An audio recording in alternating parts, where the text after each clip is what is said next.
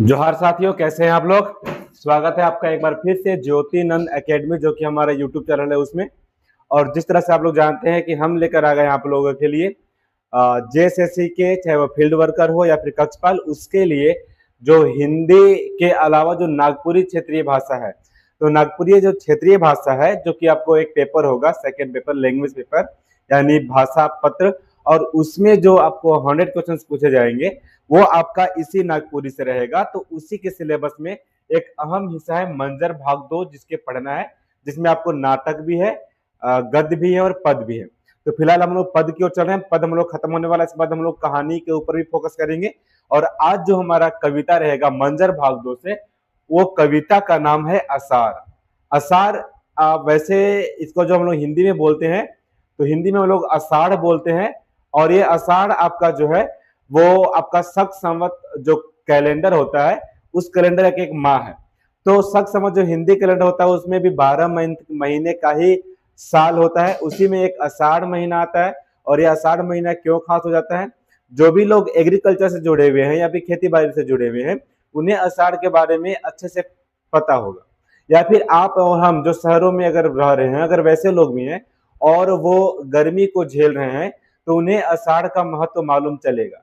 वैसे तो हमारे यहाँ 15 जून के बाद मानसून इंटर करती है भारत में।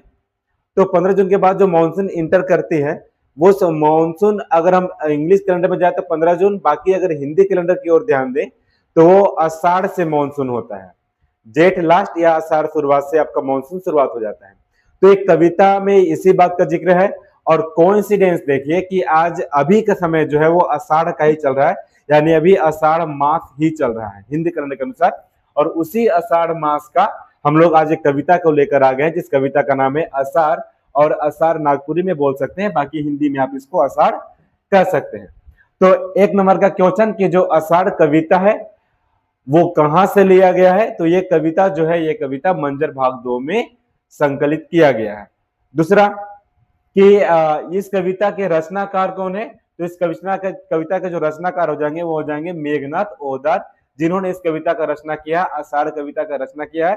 और इस पूरे कविता में मेघनाथ ओहदार ने वर्षा के बहुत सारे खूबियों और उससे होने वाले लाभ, उससे वाले सुकून या प्रकृति में होने वाले चेंज के बारे में बताया है।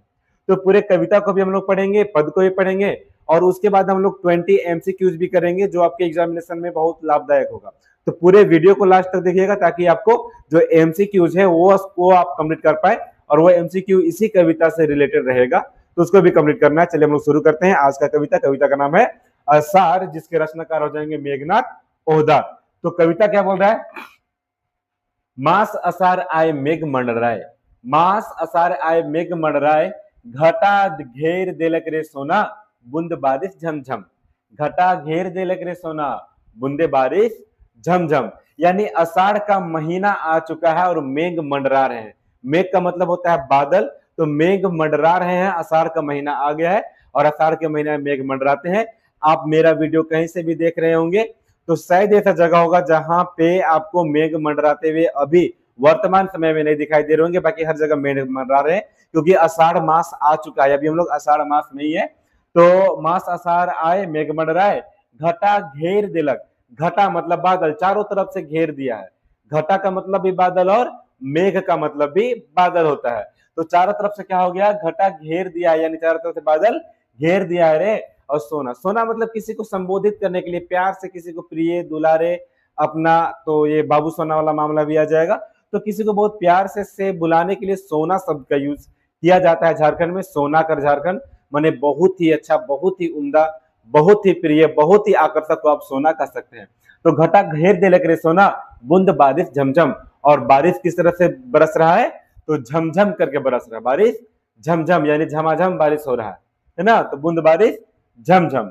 आगे क्या बोल रहा है, बर बरखा, बर बरखा माय, बर बरखा पाए मही मुस्काए, बर बरखा पाए मही मुस्काए, छवि छायर देलक रे सोना, धरती धमके धम धम। बर बरखा पाए, बरखा मतलब बारिश, तो बारिश को पाके मही मुस्काए। मही का मतलब होता है धरती, है ना। माहिस्मति यानी धरती का अधिपति। उसी तरह से मही को देखेंगे, मही का मतलब हो जाएगा धरती, हमारा पृथ्वी। तो बर बरखा पाए मही मुस्काए, यानी जब बारिश को पा लिया है, यानी जब बारिश होने लगी है, तो धरती जो है बारिश को पाके मुस्कुरा रही है, गदगद हो जा रही है खुशी से। क्योंकि धरती को धूप, कड़कती धूप, जो आपका मई और जून का धूप होता है, उसके बाद जो बारिश आता है, यानी जो बैसाख और जेठ का धूप मिलेगा, तो बैसाख और जेठ के धूप के बाद धरती को जब बारिश मिलता है तो निश्चित तौर पे खुशी मिलती है। जैसे आपका गला अगर सूखा हुआ है और अगर आपको एक गिलास पानी दे दे तो आपको कितना अच्छा लगेगा, वो कितनी खुशी मिलेगी, आपका मन कितना गदगद हो जाएगा। बिल्कुल वैसा ही बात बोल रहा है कि बरखा पाए मही मुस्काए, यानी बारिश को पाकर धरती मुस्कुराने लगी है। छवि छैर देलक रे सोना, धरती धमके धम धम। और क्या हो रहा है, हे प्रिय धरती सुंदरता। छवि का मतलब क्या होता है, आकर्षण। छवि का मतलब कायाकल्प, आकर्षण। तो छवि छैर देलक यानी सुंदरता बढ़ जाती है। जब बारिश होती है तो आप देखे होंगे कि चारों तरफ हरियाली छा जाती है, और धरती के लिए हरियाली ही उसकी सुंदरता है। तो धरती की सुंदरता चारों तरफ फैल जाती है, और क्या होती है, धरती धमके धम धम, और धरती प्रफुल्लित हो जाती है, चारों तरफ दमकने लगती है, चहकने लगती है, महकने लगती है। जो भी तारीफ करे धरती की सुंदरता बारिश के बाद आने वाली हरियाली से ही होती है, जिसका जिक्र इसमें किया जा रहा है। अब आगे, हर कोई जानता है इंद्रधनुष के बारे में, आप लोग भी देखे होंगे इंद्रधनुष, और कहीं कहीं देहात में तो उसको सतरंगी भी कहते हैं, है ना। सतरंगी कहते हैं क्योंकि उसमें 7 रंग दिखाई देते हैं, तो सतरंगी भी बोलते हैं। उसी को इंद्रधनुष बोलते हैं, या फिर इंद्रधनुष बोलते हैं, या फिर हम लोग हिंदी जो होता है उसमें प्योर इंद्रधनुष कहा जाता है, ठीक है, जिसमें 7 रंग पाए जाते हैं। उसी के बारे में बोल रहा है, इंद्रधनुष छाए नैना लुभाए। अब देखिए कितना मनमोहक स्वरूप होता है इंद्रधनुष का। वो 7 रंग जिस तरह से ये निकल कर आता है ना, जिसको हम लोग इंग्लिश में रेनबो बोलते हैं, बच्चे उसको रेनबो बोलते हैं सीबीएसई वाले, तो रेनबो उसी को हम लोग इंद्रधनुष बोलेंगे, है ना। तो जो क्या होता है कि इंद्रधनुष छाए नैना लोभाए, उसकी इतना सुंदरता इतनी अच्छी रहती है कि नैना यानी आंख, आपका दृष्टि लोभावित हो जाता है उसके प्रति, इंद्रधनुष के प्रति। तो इंद्रधनुष छाए नैना लोभाए, बेरा फूल गिलक रे सोना, चपला चमके चमचम।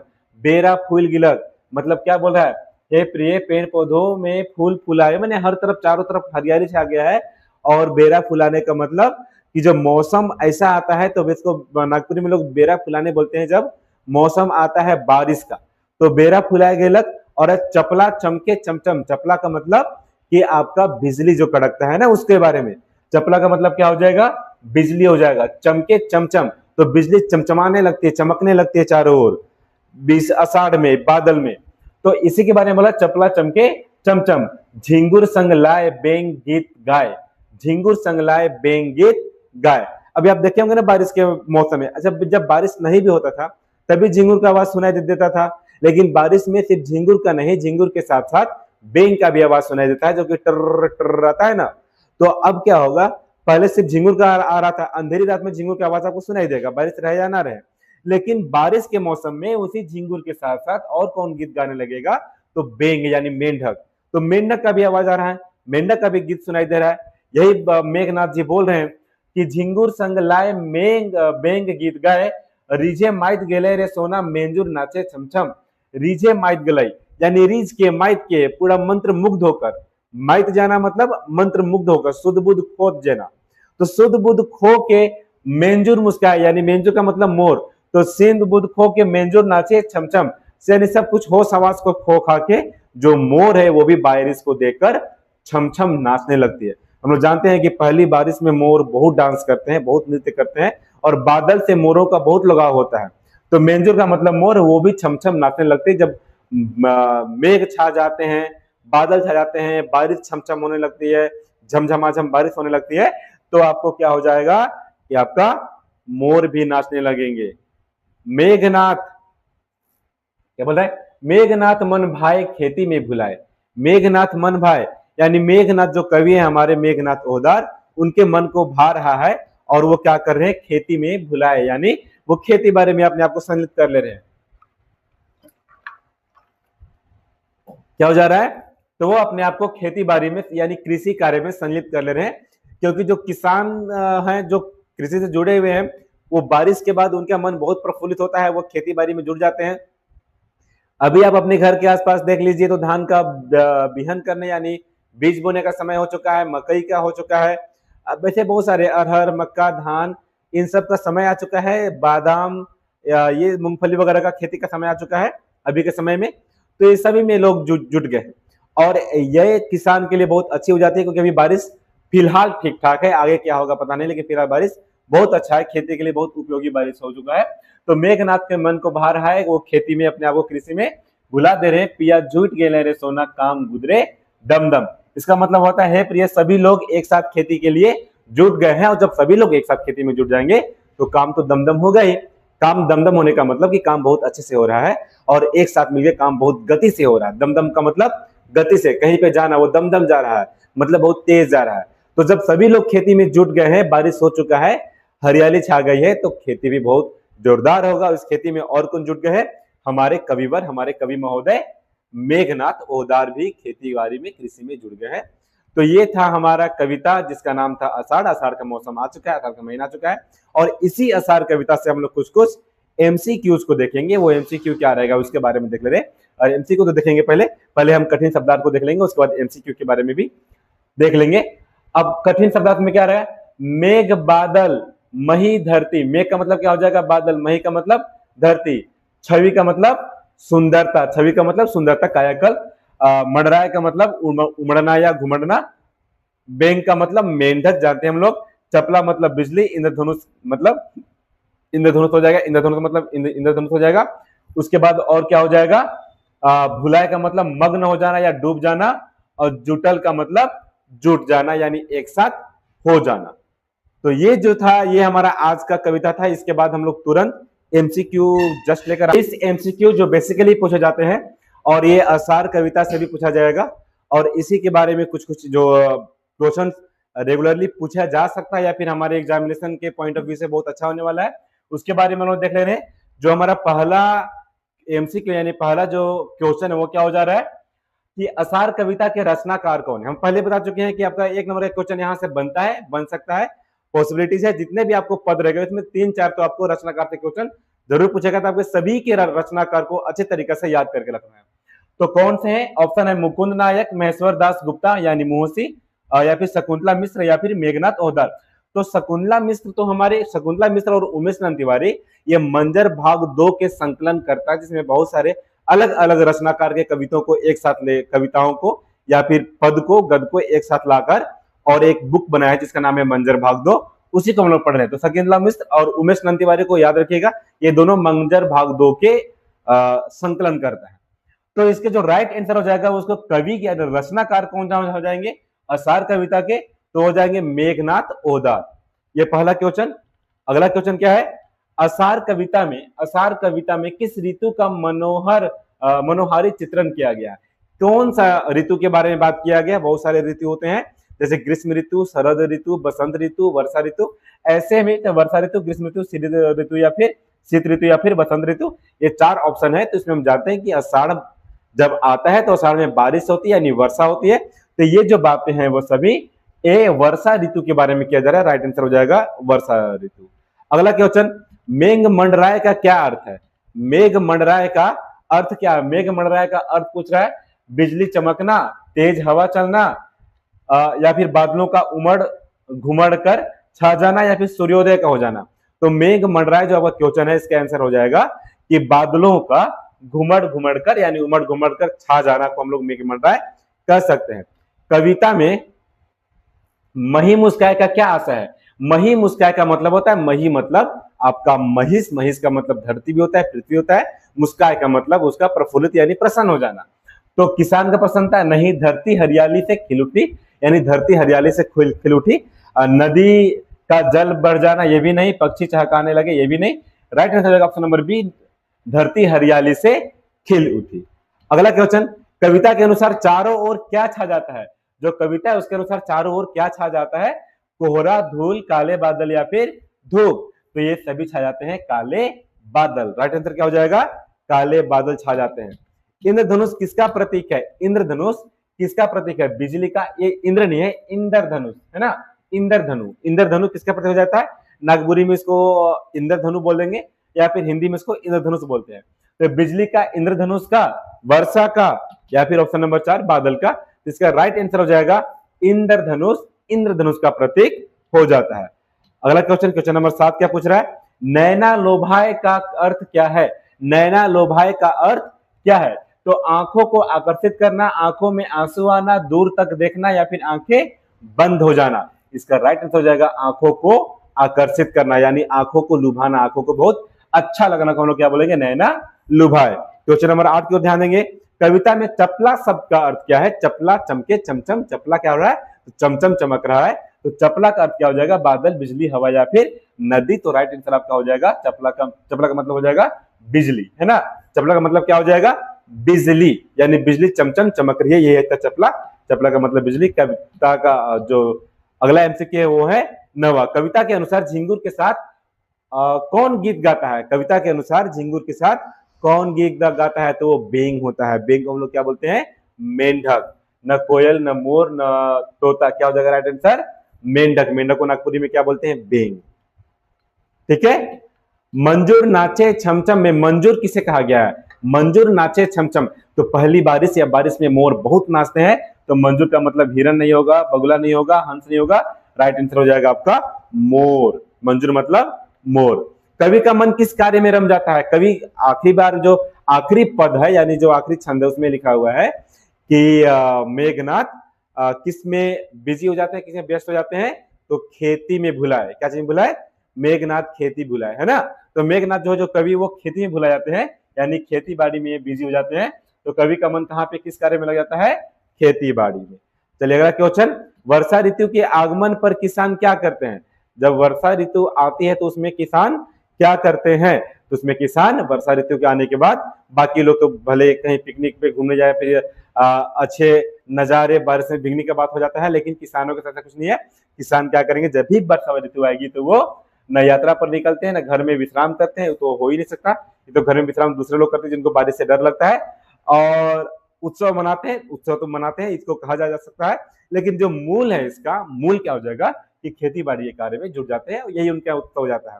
अगर बारिश हो रही है, वो खेती से कर पा रहे हैं, तो उनके लिए उत्सव तो है। अगला महिष शब्द का अर्थ क्या हो जाएगा?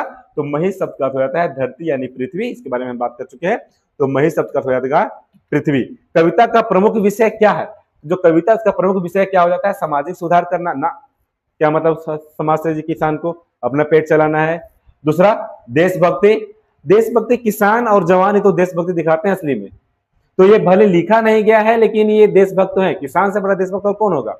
जवान देश की रक्षा करते हैं, उनके पेट में अन्न जाता है किसान के उगाए गए खेती से ही। तो किसान और जवान से बड़ा देशभक्त और कुछ नहीं, तीन ही होते हैं।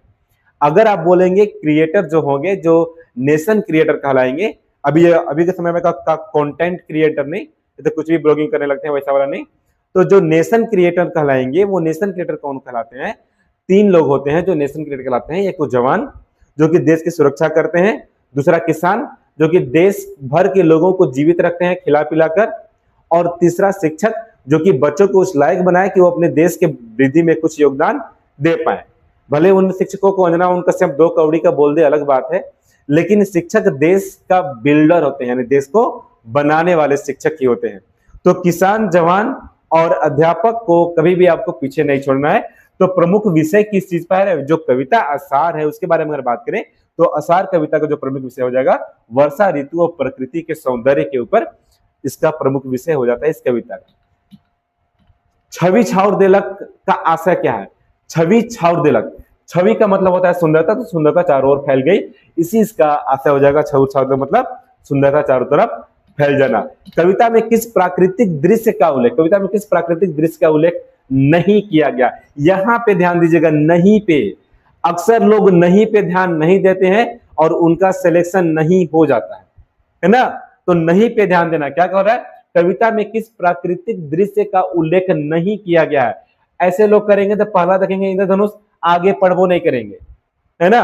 पहला देख लेंगे क्या होगा, इंद्रधनुष, आगे पढ़वो नहीं करेंगे क्या है, और यहीं पे वो करके ऑप्शन निकल जाते हैं। ठीक है, 2 जगह पे ध्यान देना है। जो नहीं लिखता है उस पर फोकस करना है, और कभी कभी सभी पॉइंट देकर लास्ट में दिख देगा सभी, वो भी आंसर हो जाता है।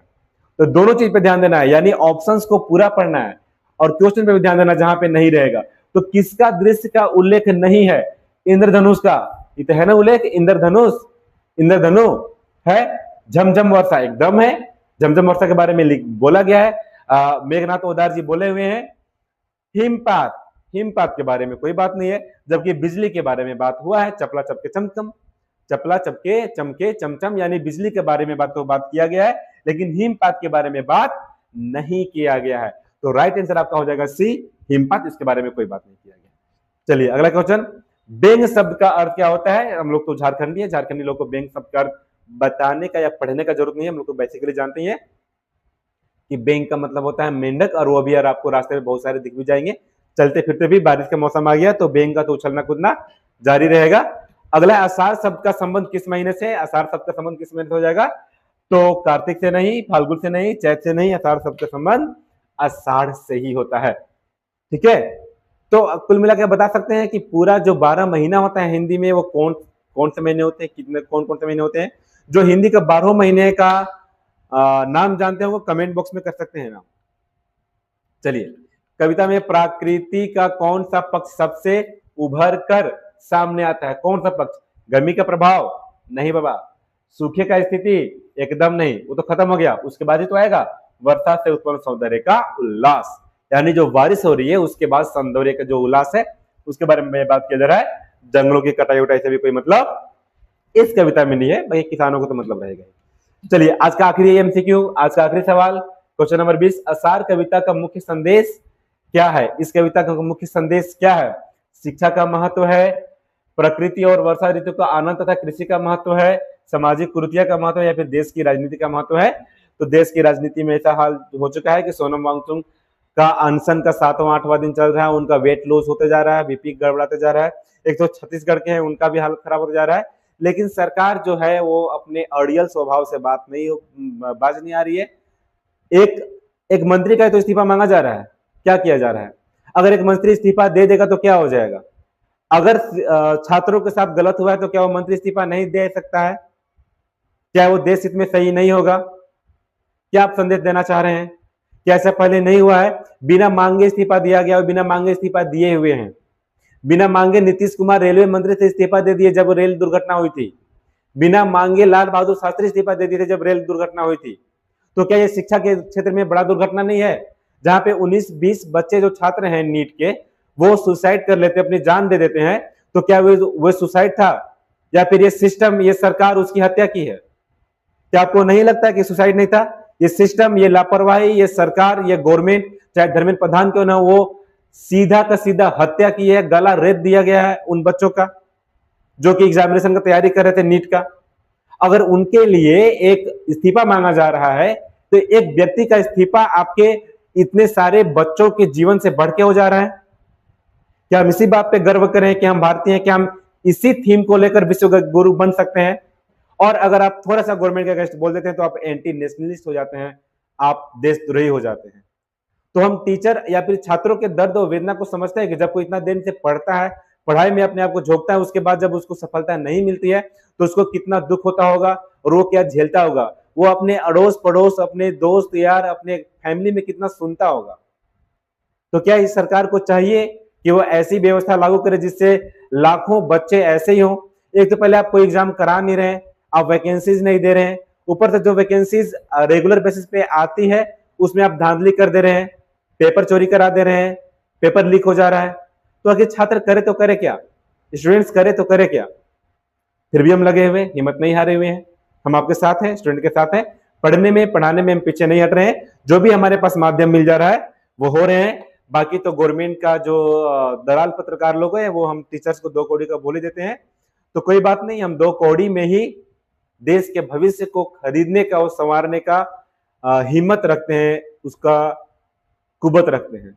बाकी आपके पास बहुत सारे डॉलर्स हैं, फिर भी आप देश को गर्त में लेके जा रहे हैं, और हम 2 कौड़ी का होके भी देश को संवारने का प्रयास कर रहे हैं। तो हमें अपने 2 कौड़ी के होने पे फक्र है, बाकी आप डॉलर्स में बिक जाइए, या आपको अपने बिकने पे फक्र होना चाहिए। तो आज का जो सेशन था वो आषाढ़ कविता को लेकर था। हम सब लोग 20 MCQs को भी देख लिए हैं और आषाढ़ के पूरे डिटेल्स को भी देख लिए हैं। तो जो भी झारखंड SSC का तैयारी करे, फील्ड वर्कर या फिर कक्षपाल का, उन सबको मैं यही बोलना चाहूंगा, फिर से मेहनत कीजिए और दूसरा कोई उपाय नहीं है।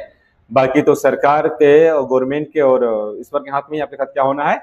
बाकी एक चीज आपके साथ आप कर सकते हैं, मेहनत के साथ साथ हमारी यूट्यूब चैनल ज्योतिनंद एकेडमी को जरूर फॉलो, सब्सक्राइब कर दें, शेयर कर दें, बेल आइकन को दबा दें ताकि इसकी सूचना मिलते रहे। कमेंट में अपने सुझाव, अपने आंसर्स जरूर देते रहें। आज के लिए इतना ही। जय हिंद, जोहार झारखंड।